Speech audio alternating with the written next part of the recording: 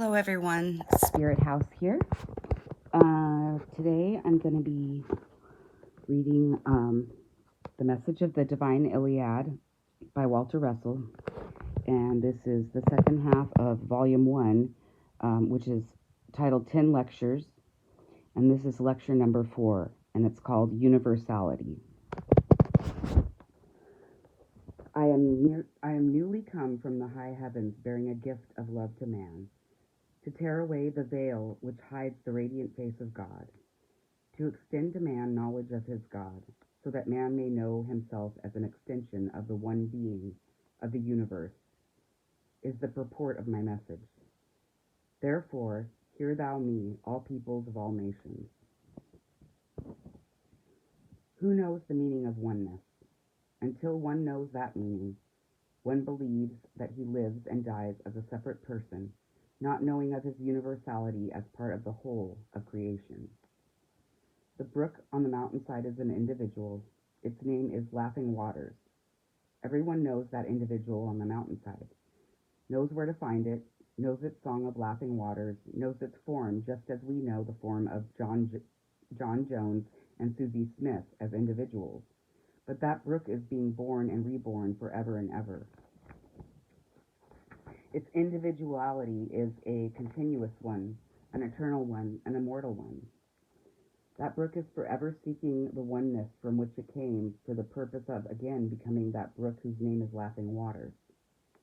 It came from the ocean, it sought the heavens to find rest, and it returned to the ocean to express the individuality of the one from which it sprang, for the purpose of expressing the idea of water. It is forever attached to the heavens. It is never separated from the heavens. It is just not a brook which begins on the mountainside. If it could think, it would think of itself as an individual brook. It would not realize that it is replenishing itself forever from the heavens to be forever reborn for the purpose of seeking the oneness from which it comes. Nor could it realize that it is repeating itself as an individual forever and forever only because of its inseparability from both the heavens and the sea. We are all seeking that oneness, and we are all seeking separateness in individuality forever and forever. The greatest desire of man seems to be to retain his individuality.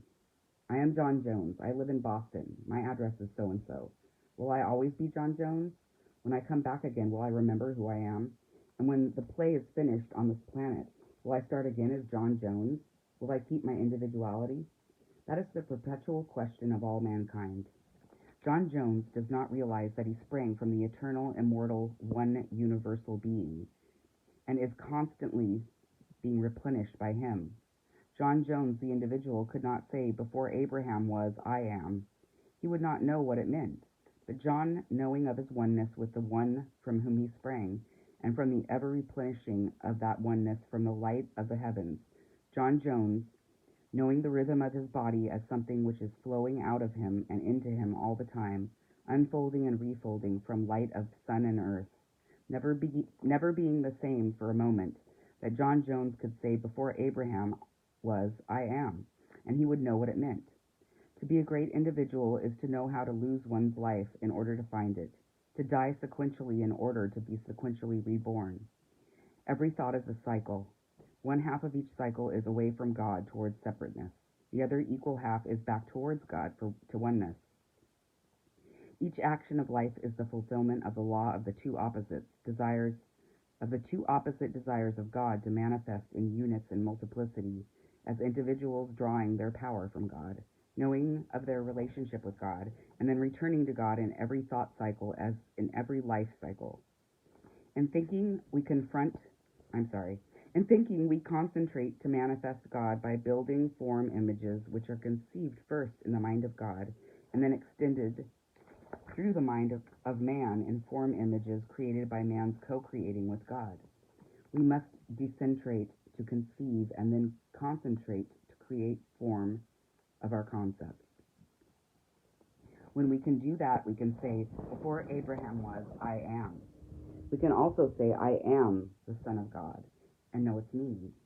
We can then say it with authority and know that we are one with God. Men who can knowingly say this are great individuals Men who can knowingly say this are great individuals, and there are but few of them, one in millions. On the face of the earth today, 999,999 of every million do not know it. They do not know of their immortality as sons of God. They are the individuals who wish to retain their individuality, hug it, nurse it, not knowing from whence their power comes, not knowing that separable units of any idea of God's creation are impossible. In this new age, we must have more of such universal men. The cosmic age is coming into being. This is the age in which we shall know God, know his nature in order that we may obey his law. The message of the divine Iliad is a cosmic message of power for all who are going into the world to manifest oneness through multiplicity. The way to be a creative individual is to know that each person is an inseparable extension of the one great individual. Never lose sight of that for a moment.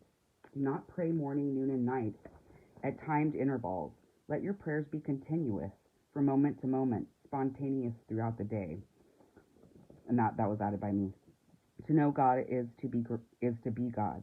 To know God, one must decentrate, which means to stop thinking to lose one's individuality and oneness with God. For each decentrated thought goes to the source to bring back the concentrated expression of it for the purpose of being a great individual by knowing one's immortal self as an extension of God.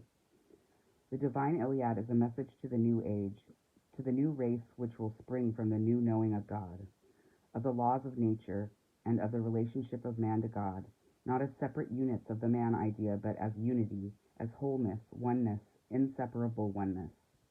Within the message is the secret of light. God is light. Light is all that is.